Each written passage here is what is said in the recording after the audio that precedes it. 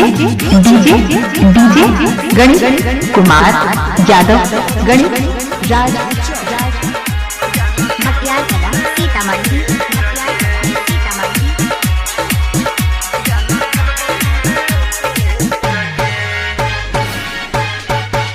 तोरा खेत में गरबी केट गे जान खलबो क्रिकेट गे।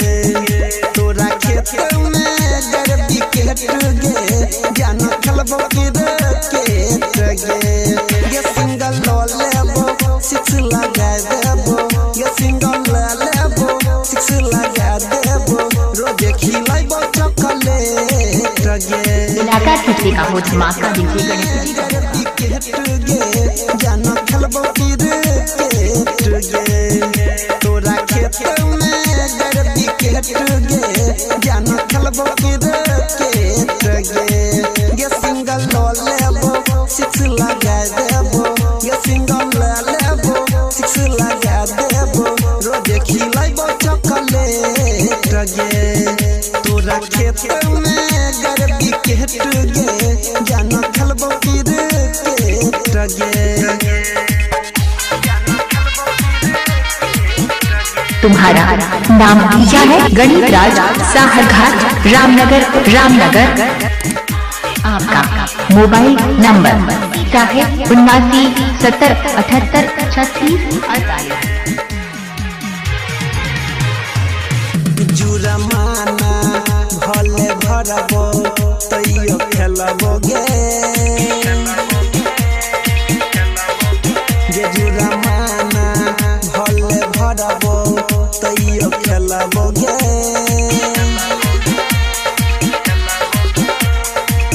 गाली केतनो तो देबही सब झेलबो गे, गे सब झेलबो गे, गे जाना झेलबो गे।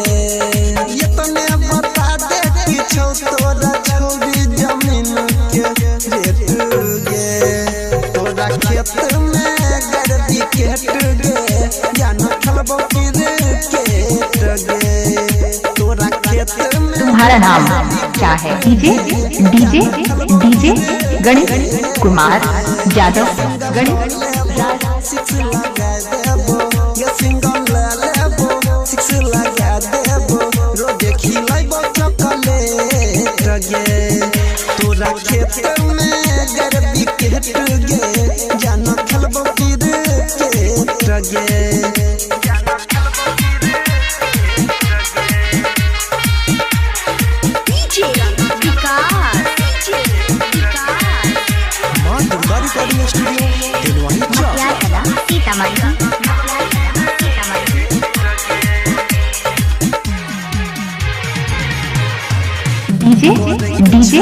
डीजे गणेश कुमार यादव गणेश राज।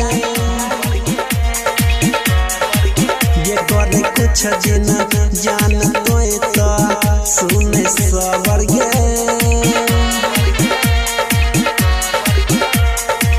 छोटे छोटे बंडरी के करबो ना भर गे, गे जान ना भर गे, गे जान ना भर गे।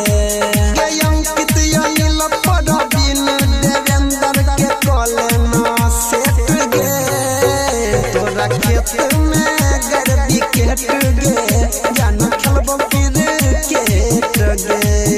तोरा खेत में गरबी केट गे जान खलबो क्रिकेट गे। ये सिंगल लेबो सिक्स लगा देबो, ये सिंगल लेबो। तुम्हारा नाम क्या है? गणेश राज साहरघाट रामनगर। आपका मोबाइल नंबर क्या है? 79 70 78 36 48।